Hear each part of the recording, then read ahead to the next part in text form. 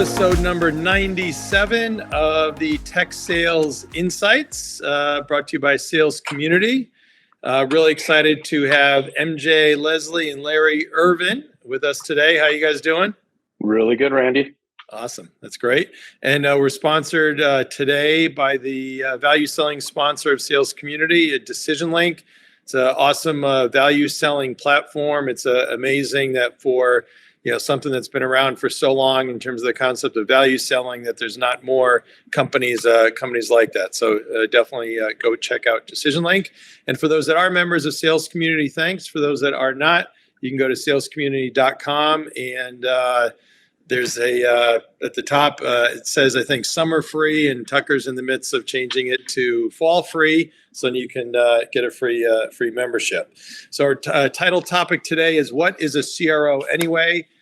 We had some scheduling conflicts, so we were able to marry up MJ and Larry. So I think this should be a very cool episode for sure. So by way of background, MJ and I only, truthfully, I think just met this year through Steve McGraw when you're looking for some recruiting help. So, certainly know you've got a great background, and from our preparing for this, I think you've got a lot of great expertise. And interestingly enough, kind of MJ coming more from the marketing side, Larry more from the sales side. MJ does live in Halifax, Nova Scotia. So you for sure are our first person from Halifax. We've had some other Canadians, but first, did you say Nova Scotian? Yeah, Nova Scotian, East Coaster. There you go, East Coaster. There you go. And you might see on LinkedIn, she had a great post about her sister and friends helping her make some homemade taco tortillas. So it looked like a fun experience, and I assume the tequila bar is next. That's right. That's the stretch goal. There you go. All right. So drinking and eating, no surprise to any diehard Canadian. And on the other hand, Larry and I have known each other for a while, working together back in the days of Storage Tech and then Sun, and then a lot together at HP, and then went on, we overlapped a bit with Actifio, doing some things at Wabi, now doing Black Diamond Revenue Advisors. And Larry, I know firsthand, definitely has interest in eating and drinking as well, but also golf skiing and family, and lives in the Boston area in Bolton. So maybe we'll just jump right into it here. So maybe you each can tell us a little bit. I always like to highlight kind of what your first job was, and then maybe kind of take us through your career briefly. MJ, maybe you first. Yeah, sure. So I got bit by the startup bug very early on in my career. It was actually right out of school. I took a placement with a flyer of a tech startup company that went on to be actually Canada's, I think, largest healthcare IT exit. So I cut my teeth with them, but definitely got the bug and have since done, this will be my third, now my fourth, because it's my own startup, but I've done 3 successful ones, and most recently spent the last 7 years with LifeRaft, which is a security platform in the SaaS world, and have built that team and took over I was their chief growth officer, which is kind of another synonymous term for the revenue officer, and took them to the next level. And then just recently, as of yesterday, announced my newest venture, which is called Chapter 3. And it's a sales and consulting company for kind of early stage startup companies or mid-stage startup companies looking to figure out problems within their marketing or their sales operations teams. Awesome. And Larry, same to you, first job, and then go through your career. Yeah, absolutely. So first job wasn't tech by just dumb blind luck. I wrapped up my degree at University of Colorado, and my parents gave me the boot and said, time to go get a job and pay for yourself. And I ended up working at what was a computer products distributor at the time, selling to resellers that were integrating PCs back in the early 90s, right? So, phone, computer, phone book, and, 100 outbound dials and 5 hours of talk time every day, minimum, report on your desk the next morning.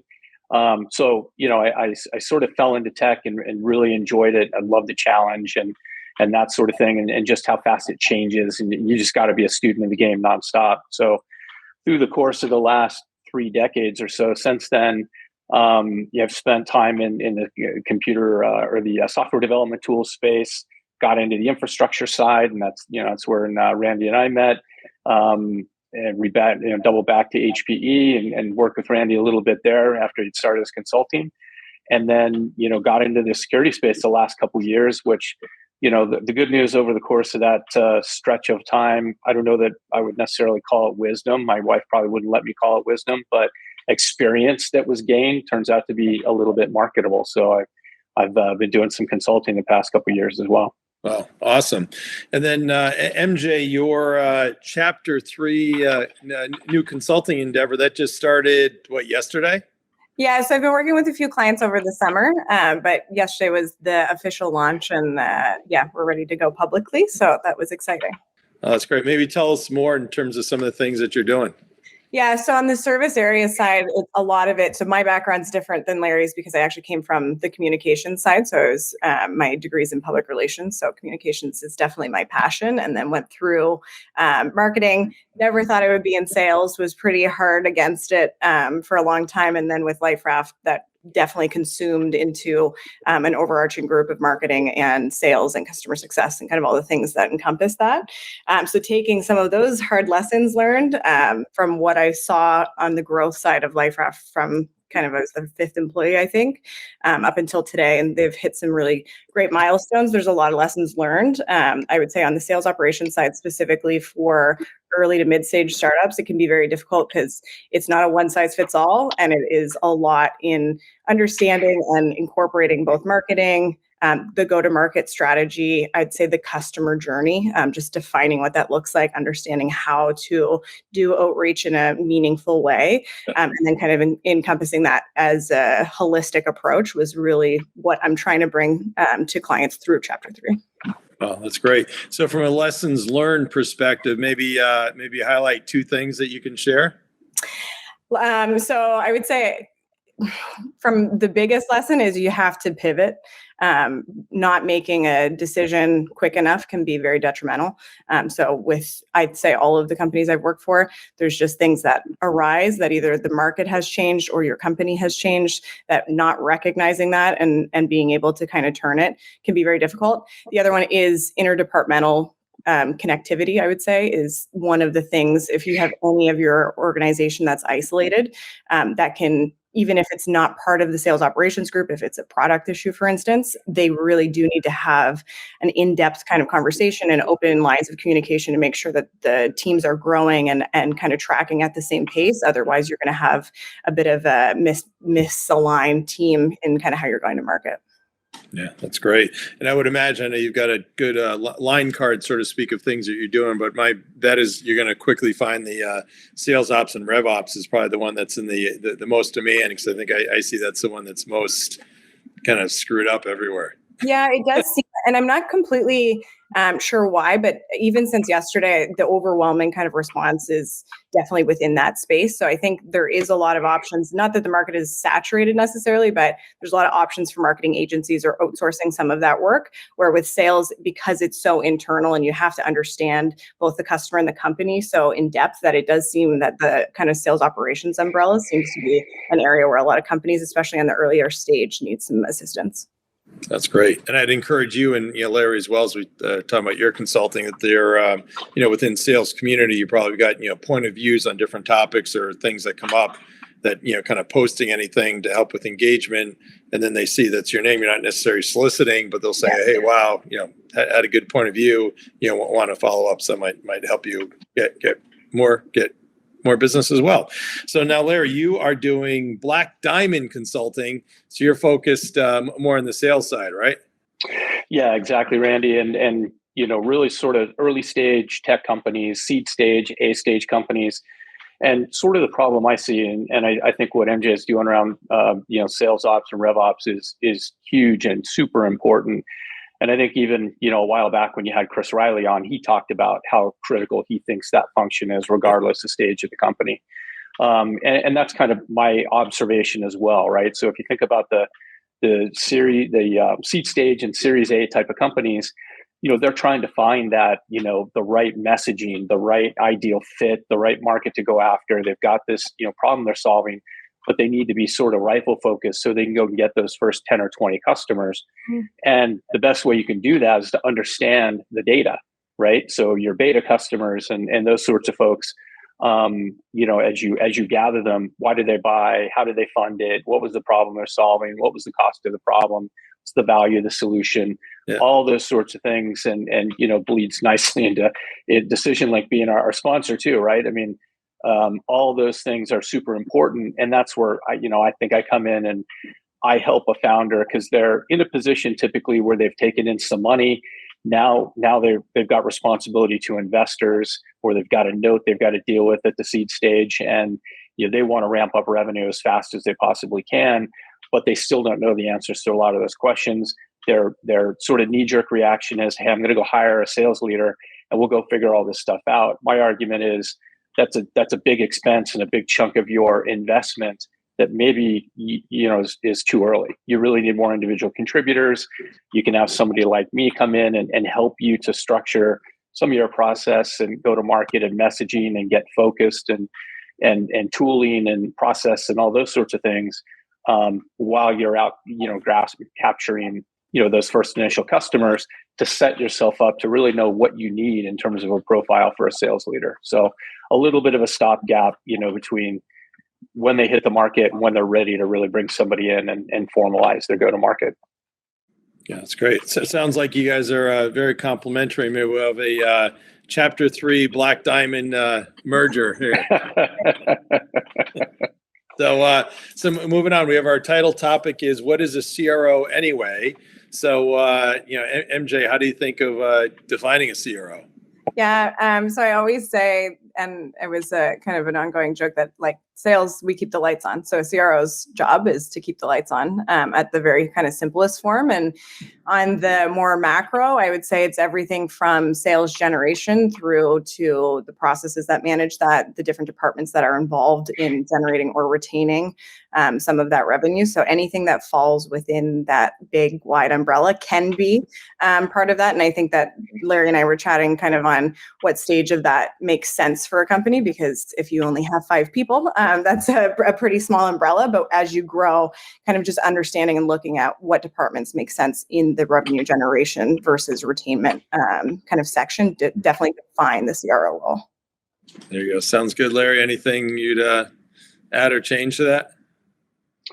Yeah, I mean, I just the one thing I would add to that is, I think in the world of SaaS, right, and this is kind of the direction that most technology companies are going in. On-prem software is sort of slowly going away. Now you're really focused on not just acquiring customers, but retaining customers. And when I think about a CRO, I think about an umbrella that says, all right, everything that it is revenue oriented, keeping and acquiring, it's important to be consistent in the look and the feel from the customer to the client, and that they've got that. You've got to remember that you're always selling. You've got a renewal coming up at some point and that sort of thing. And regardless if it's the sales team or it's customer success, everybody's got to kind of have that mindset, and having somebody at the top of that sort of pyramid to keep everybody focused and aligned, I think is super critical. Yeah. So Larry, thinking about the kind of stage of the company, right? So if you got a startup, may not be the right thing to have kind of a CRO. So how do you think about the kind of stage of a company relative to having a CRO versus a VP of sales versus just player coach? Yeah. I mean, I think, as I sort of talked about a bit a minute ago, if you're a C-stage company, you got to be thinking everybody as an individual contributor, right? Everybody's in sales. Everybody's got to go out and find customers, land customers, drive deals. And you may have somebody that's called a VP of sales or a CRO, call them whatever you want. They're really out trying to acquire customers. And I think as you gain some repeatability and you get into that spot where you're like, all right, I think we've got enough here that we can get out of startup and maybe early stages of scale and Series A, and maybe even getting into Series B. You start getting into that. All right, we need to have a structure, right? And we need to have separate disciplines within marketing, within sales, within customer success. That consistent, sort of look and feel, I think, is key. But too early stage, you're creating layers and structure that creates inefficiency when you can least afford inefficiency.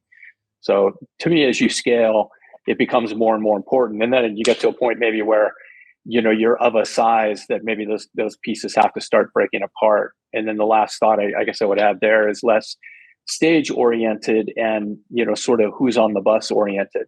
Because sometimes you have founders that come into the company and they've got somebody they love for marketing and they're one of the first hires, or customer success and they're one of the first hires. You kind of have to take that into account organizationally and culturally. How's it going to work? Is a CMO going to want to roll into a CRO if they've got a lot of experience? Maybe not. Gotcha. MJ, anything to add?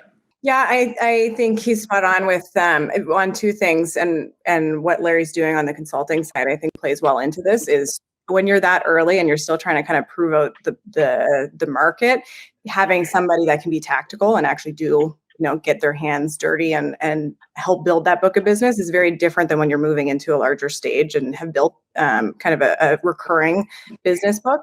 And where I have seen both personally within the organizations I've worked for and now who I'm working for, the SaaS companies I'm working with on the sales ops side, there does seem to be kind of a tipping point when you have a solid, and now, often it's much larger reoccurring book of business than the net new side. That's where things get a little bit tricky. And there's that old adage of models are great, but they're usually wrong. And that is, I think, where kind of pivoting and assessing when you get to certain stages or when you're hitting certain revenue lines, that you have to look at what does this team look like now and who's responsible for how much of what side of the revenue, and does it make sense, maybe not on a C-suite level, but does it make sense to bring in a VP level that can look after one side or the other so that they still are collective and working towards the same goal, but have very different mandates.